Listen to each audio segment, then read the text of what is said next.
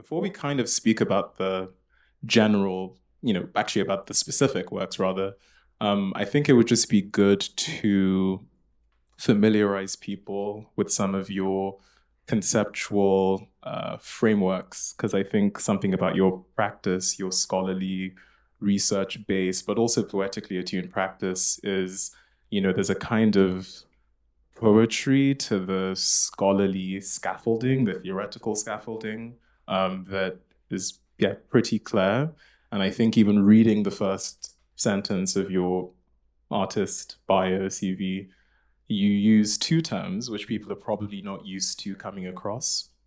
And the first of them is the fact that you describe yourself as a paradisciplinary artist rather than a multi or an inter or a transdisciplinary artist. And then the second phrase you use is your coinage of a term, a Black consciousness of space. And so these two terms seem to be terms that are threaded through all the works and their interrelations. They kind of provide the systematicity between everything in the practice.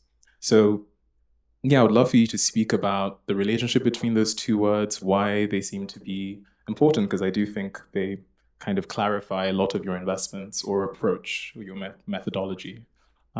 Yeah, why don't we start there? Um, Hi, everyone. Thank you, KJ, and everyone. This is a incredible context to be kind of thinking in public.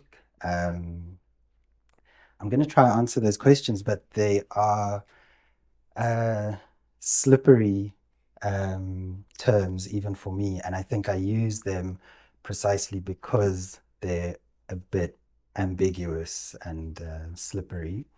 Um, the idea of being a paradisciplinary artist and naming myself or like putting this in my kind of artist statement um, is to both kind of distance myself from um, the terms you use, interdisciplinary, multidisciplinary, um, and also to try to make sense for me what my relationship to different disciplines are or is. And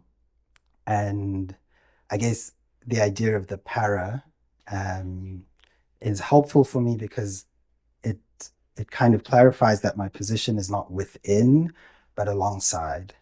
So I think of my work as kind of parallel to different disciplines, including like classic art disciplines like drawing or sculpture. I'm not a sculptor. I don't think of myself as a sculptor, but I definitely work alongside the history of sculpture, installation art, drawing, all of these. And I think the other connotations or the other kind of resonances with this word or with this prefix para. Uh, One that I like to bring up because it's quite like an icky one is like parasite. Um, and I think a parasite is a particular relationship of dependence. And I think my relationship to many disciplines is also a dependent one. There's something I need from a discipline, um, but that need doesn't place me within the discipline. So yeah, I don't know, somewhere around this kind of ambiguity, um, there there's a kind of a consistency in my practice, and that looks something like um, almost every work I make starts with a very particular disciplinary and systemic context, whether it's like mapping or geology, cartography. Um, and I try to work alongside it and develop works that kind of make that discipline useful for me or useful for my larger project. And my larger project is maybe connected to the second term, Black consciousness and Black consciousness of space.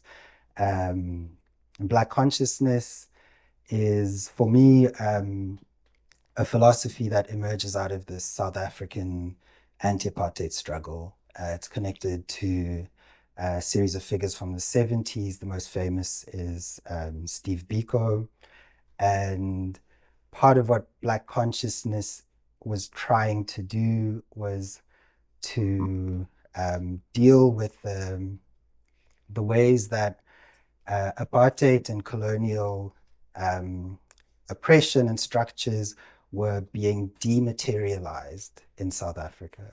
And so instead of like a big border fence, or instead of direct police violence, the systems of control were kind of shifted to inside the body. Like you became your own policeman, so to speak. And you would know when you were out of place. You would know where to go and where not to go, not because somebody told you, but because you would know who you are in the world. And Black consciousness in South Africa was a kind of counter to this. And it basically had at its core a question of redefining who we are for ourselves in order for us to move through the world in whatever way we wish. But I think this idea of a Black consciousness of space is about taking this productive dimension of consciousness and expanding it outside of myself. So the immaterialization of apartheid structures of control there need to be, and the way that Black consciousness was attending to that as a kind of radical philosophy, there needs to be rematerialized into the world. And I think part of what my work is trying to do is, in a kind of paradisciplinary way, find or make or transform in relatively minor ways tools that can help us do this. I think, something I was interested in with this show in particular is there are two, I would say, there are two works that to me that really, we're going to talk, hopefully we have time to talk about everything, but there is Isevivane, which I would love for you to speak about, and also in relationship to these two, to the globe work, the articulated globes. And I think between those two works, there is a question, almost an immediate question of scale that's introduced into the exhibition. And, thinking about a Black consciousness of space, the term, Black consciousness, space, each yield multiple meanings. We're talking about psychological space, material space. We're talking about, is the consciousness singular or is it collective? The Black is both a kind of socio-historical construction, but also, the Blackness of the cosmos as well. So we're really working with multiple axes of space and time, which I think your practice is deeply invested in. So I'm just interested in this kind of fugitive movement, a kind of theoretical music that there's materialized and moving between these scales of the macro and the micro. And I think it's concretized in your work in how we position like the rock. So Isevivane are based on these, rock samples collected from different sites on the planet. And then behind that in the show, you have these two globes, and you've talked about the globe as a kind of space rock. And so I'm interested, in this question of scale, and if you can speak a bit about that. And I don't want to overwhelm you, but I think we can move on to something else from that. But talk about scale in the work. Yeah. I'm not sure what to say about scale directly, but I think I think about my work as models rather than like objects in themselves. And I like the complicated relationship a model has to a phenomenon. Like a model is both itself and something else at the same time. And part of what a model tries to perform is a different kind of scale. a different kind of materiality. Like my favorite model is a wave. And we think of like all these phenomena as waves, sound as waves, light as waves. Um, but a wave, I mean, this is a beautiful place to think about waves because there's, you know, the endless ongoing breaking of the waves. But a wave is also this gesture. So somewhere in this um, form, this kind of sine wave form, is all of these things. There's the goodbye, the hello, there's the ocean, there's the wind, and so this is probably not an answer to your question at all because we haven't spoken about globes or rocks. But I guess I think about um, the works as models, and so the globe. It's maybe healthy to stop thinking about it as an image of the world and start thinking about it as a model of the world. So it's not this kind of representational relationship, but it is, uh, to some extent, either trying to tell us what the world is like, or what we want the world to be like, or what the world is for, or how the world works. And so my interest in those globes um, is related to these questions. What is the world for? What is the world like? What do we want the world to be like? And then in thinking about that, these objects, which are kind of like children's toys or like kind of goofy, like interior decoration objects, like globes, become much more interesting to me. Like you can use them to think about other things. And to put them into relation with other images of the world or other kind of models of the world.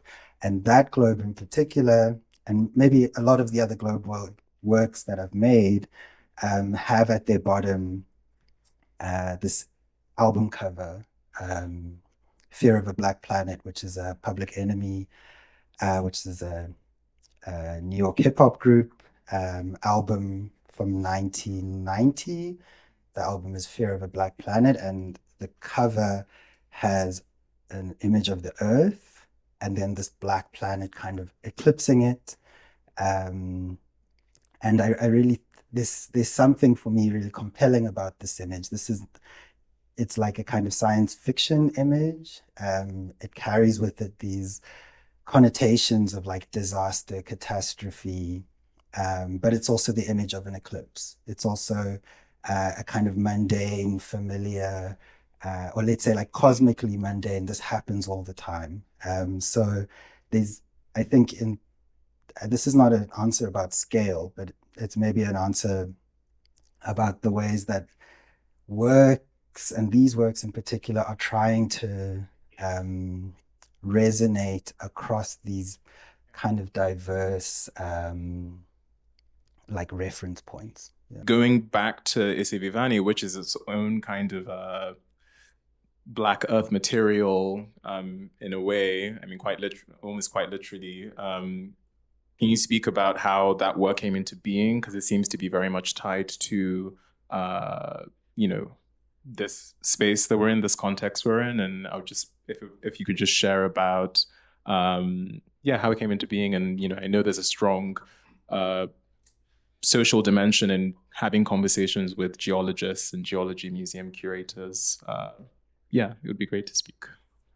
Isivivani itself, which is the work with the empty shelf that's slowly being filled up with rocks that are printed throughout the next 3 months. That work started from a conversation I had with a Black South African geologist. And I always try to preface this because I think saying like a Black geologist is a bit of a strange description of a person. I think she's a geologist. But because of the history of apartheid in South Africa, until very recently, Black people were not allowed to be geologists, were not allowed to study geology. And so Vusani, who is the geologist and geology museum curator who I interviewed, is part of like the first generation of Black scientists in this field, Black geologists in South Africa, at least in a disciplinary sense. Because, of course, there's a whole other history and other forms of knowledge about the land, about rocks, metallurgy, etc., etc. But anyway, in this conversation, the framework of the conversation was basically to ask science museum curators how they think the discourse around decolonizing museums applies to their museums. And so I asked Vusani, how do you think this like decolonization of museums, museum collections, etc., works here? And she gave me a very strange answer, which I'm still thinking through, and this work I think is part of the process of thinking through it. She said something like, I don't think that applies to this museum, because this is a museum that is interested in rocks. And it sounds funny. Yeah, it was funny. And rocks, but then she said, and rocks, these rocks that we have here are in a way like exist outside of the scope of colonization. And I found this like the weirdest response, because in South Africa in particular, colonization was driven by the extraction of minerals. It's like a mining enterprise. But my framework for doing the research that I do and dealing with the people that I deal with is to take what they say seriously and to try to resist the urge to judge or to too quickly jump to conclusions, to trust my own intuition. You know, I try to like delay this moment of like dismissal. And so that was one kind of wild thing that she said, that these rocks are uncolonizable in some way. And I mean, another thing she said was something like, she's interested in geological time, and the last 500 years of like European machinations are not really significant on those scales. She's interested in millions and millions of years, which I also found a bit like, what? But, you know, I kind of, I had this, I still hold this. And then the last question I asked in this interview was, if you had all the resources and all the permission and no constraints, what would you want for your museum? What's your kind of dream museum? And her answer again was a bit like immediately disappointing. She said she would want to digitize the collection, which is, I'm sure there are a lot of museum people here. It's a little bit of a cliche. It's a little bit of like every institution wants to digitize its collection. And she said, I'd want to digitize my collection so Black students who can't visit my museum, who don't have access to these rocks, can then have access to them. And it kind of shook my world, because I thought,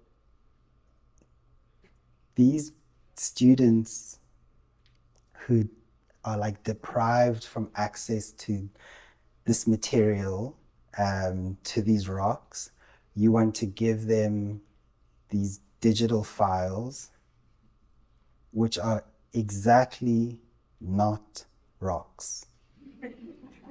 And it's like, everything's it's a bit funny, but it really confused me. And in this like practice of trying to take what people say seriously, I was kind of stuck with these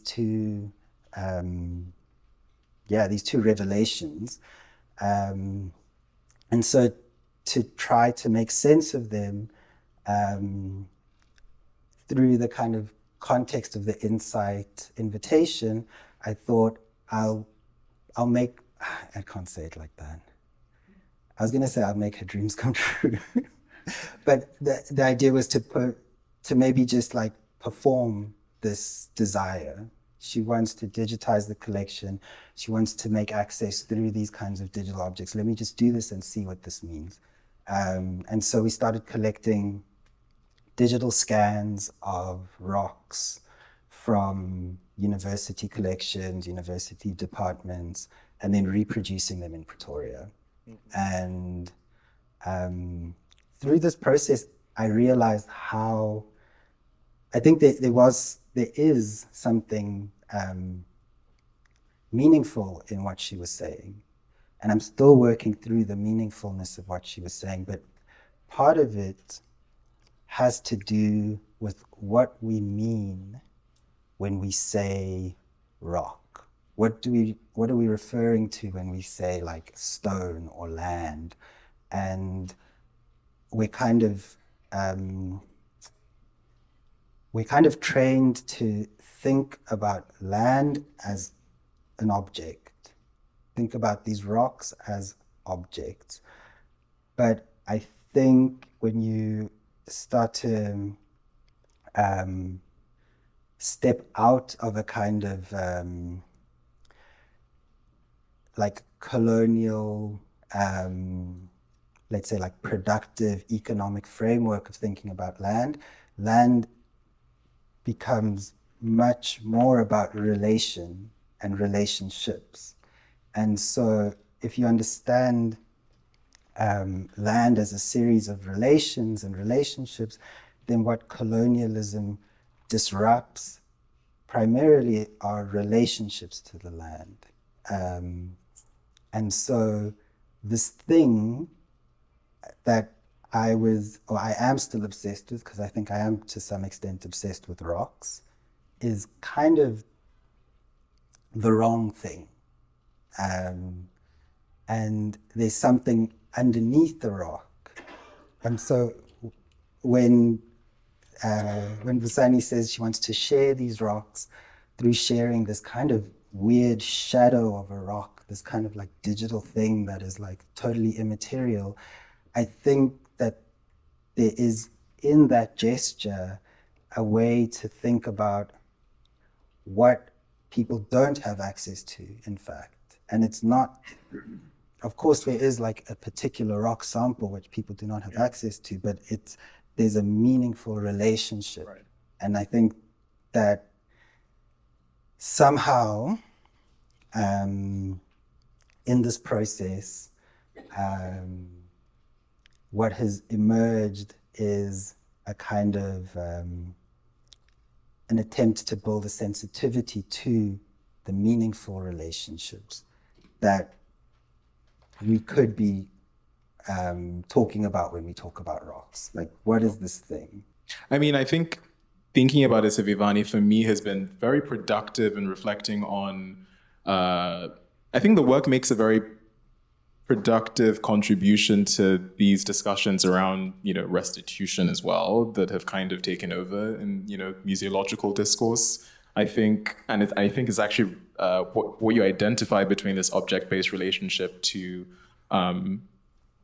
things or the world versus a kind of relational orientation is, it's symptomatic of this issue, because I think too often in restitution discourses, there's a kind of, a fetishization, over the retrieval of this lost object, because we're thinking about it as an object, having the real thing back where it came from, in that way. And I think, Isavivani, to me at least, or the way I read the work, seems to propose that it's more about, if we can divest of that, object centered approach to the world, it's more about the relation we can form with this other thing, that we can make anywhere and anytime, that's kind of the productive tarrying with digital technology that makes that possible. And so many of these objects, for instance, and I'm not speaking about rocks now, but even just these artifacts in a lot of Western museums that were stolen due to, colonial plunder, were relational objects. They were performative objects. They were activated. They dependent on, the relationship between a performer or an audience and so on. They were social. So I think for me, that's kind of this work makes those stakes pretty clear, actually, in terms of how you're relating it to the conversation with this geologist. But speaking of relationships, I think I don't know how much time we have left, Michael, but I think we can also move on to language as something that's irreducibly social and relational. It can only be done between at least two people. And I think there's another work in this show called Further Notes for a Planet. And this is a work that is also dealing with language as a kind of a relational system, but also in the way it literally connects different worlds that have been conjured through language. And so I'd just love for you to speak about this work, the way it's thinking about board games, poetry, and I actually think there's a beautiful connection between the poet who's evoked, who I would like for you to speak about, and A Fear of a Black Planet. I think hip hop. I think the really playful, interesting. That is, I think, a kind of articulation of a Black consciousness of space and action. But yeah, can you speak about this work in relationship to language? Sure. Maybe I'll say something about Isivivani first and language. Isivivani, the name of the work, the 3D printer work, is a Zulu word, and I'm Zulu, and the word has two meanings. One meaning is what you might call like a cairn, a pile of rocks, and it's Isivivani is like a pile of rocks that is made at a kind of significant point, like something happened and you put a rock down, and people who agree that what happened there was like significant add a rock. And so Isivivani is a kind of a marker of like a significant moment, but it's a marker of a significant moment that is built through consensus, or is like somehow a reflection of like a collective acceptance of the significance of that moment. Isivivani is also the word that we use for working together. So if there's like some project we need to do, we need to Isivivani, we need to come together and do it. And so this play in, I think, an interest in language, but also a play on words is, I think, always part of like the way meaning is constructed. And it's related to the kind of double, like dual use, let's say, the double function of things. Maybe it's even related to the idea of a model. A thing is both itself and something else at the same time. And Isivivani is also a work that depends on now La Jolla Athenaeum working and maintaining it and printing rocks every day and keeping the log and filling the shelf. The reproductive protocols are a part of the medium of the work. Apparently. It is, I remember. Yes. But the reason I want to start with that is because that is something that I'm interested in the kind of process of meaning making. That meaning is not like delivered, it's produced, and it's not produced from above, and it's not produced alone. It requires a kind of collective engagement. Yeah. And so the work, uh, Further Notes for a Planet, which is the grid with this list of words, which I kind of call world words, which is a bit of a tongue twister. It, I guess it depends on a similar dynamic. The words themselves are more or less interesting depending on how boring you are as a person. Um, but as a list of words, to me, they're kind of arbitrary. But they can be brought into kind of meaning by the relations we build between them.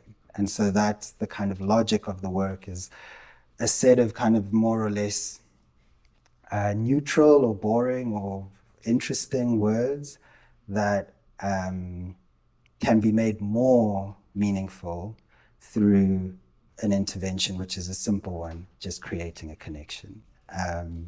It's a game, and I'm interested in the, let's say, the history, the kind of spiritual history of gaming, spiritual history of gaming devices, which have to do with making sense of the world, which have to do with dealing with coincidence. And maybe that work is also work about coincidence, like what happens when this word coincides with that word, like a third thing potentially emerges.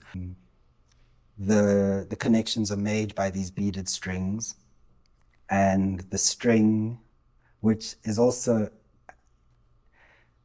in computer science, a string is the term for like a sentence, a connection of words. So a string of words is a really nice inside joke. But these beaded strings are made with excerpts from the South African poet Keropetse Kgositsile. So you make the connections through Kgositsile's poetry. And Kgositsile is a South African figure. I think of him as the poet of exile, but he's a South African figure who himself is a kind of connector of worlds. He's a poet who was in exile in the US, in New York, in LA, during the 70s and 80s. And this is just for KJ, but he wrote a poem, and a line from that poem about the last poets was adopted by a very famous American kind of early hip hop group as their name. So he again becomes this kind of connector between South African history of struggle and a kind of American grammar of struggle, if we could call it that. And I think that's about all I want to say about that. So I don't know. I think, I would just love to speak about your relationship to the diagrammatic act, that gesture, that language. I think we can maybe wrap things around that. And yeah. Yeah, sure. I think maybe indeterminacy is a nice place to start. I think diagrams have this really beautiful double history. The origin of diagrammatic practice is like in spiritual practices, and then this language gets adopted by technical, like technoscience, technical disciplines. But when you read the kind of history and maybe even like the philosophy, maybe it's kind of like it's like the philosophy of logic.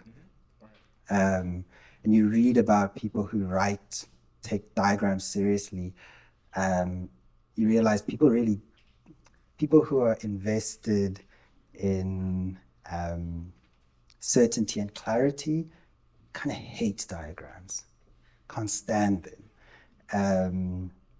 Like logicians really discourage the use of diagrams. And they instead prefer like symbolic language. Um, and this is because diagrams are built on uncertainty. Diagrams are convenient ways to indicate relations without precisely defining them. Of course, they're like more or less like precise diagrammatic kind of languages or structures, but there's something inherently uncertain about diagrams, and it's got to do with the line. Mm-hmm. In a diagram, you put KJ, you put Nolan, and you draw a line between them. Maybe put a kind of triangle on one end, and that's an arrow, and you form a relationship. But the nature of that relationship is minimally defined. Like somewhere along the length of the line, some unspoken relationship is indicated. And I think that's a quality of diagramming that I'm really interested in, that you can create these relationships which are apparent, but not fixed. Right. You know? And you find all of these things like the wavy line, the dotted line, you know, there's all these attempts to kind of articulate types of relationships, but the line itself has an ambiguity, is connected to something that I take very seriously, which is the sense that thinking or learning or knowing is not something that you can do alone, something that you need other people. Like a thought is something that exists between people, not inside a person. And so if you are trying to work with other people, you need to have space for them to occupy, let's say.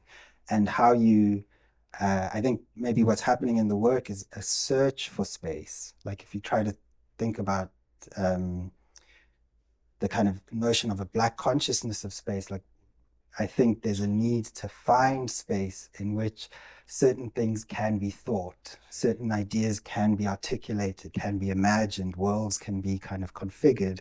And so the works are trying to look for space, trying to create space, trying to leave space.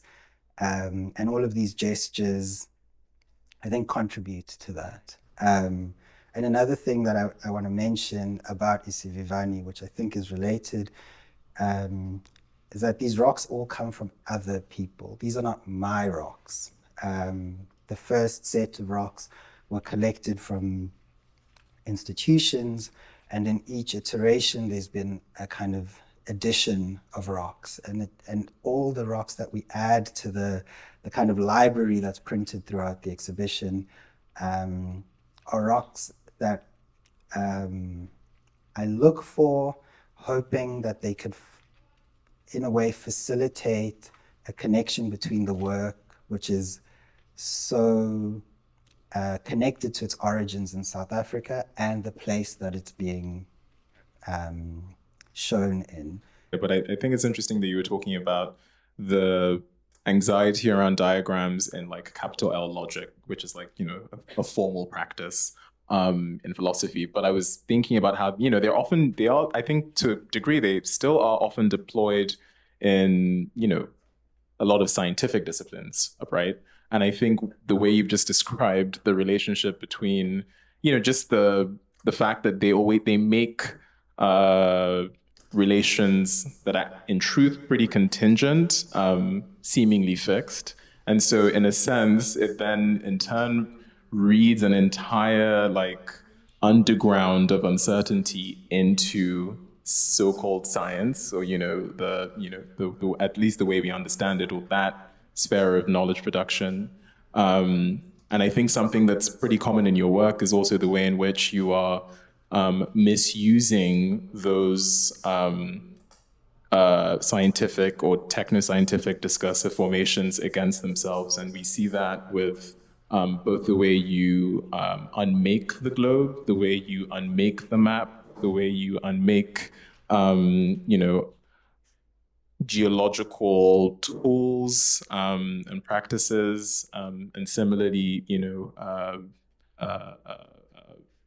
astronomical tools with the Black Liberation Zodiac, which is not present here. But I just think this unmaking is something that I just find really compelling, and it brings forth that uncertainty that we definitely feel by estranging all these languages of certainty into a realm of mystery.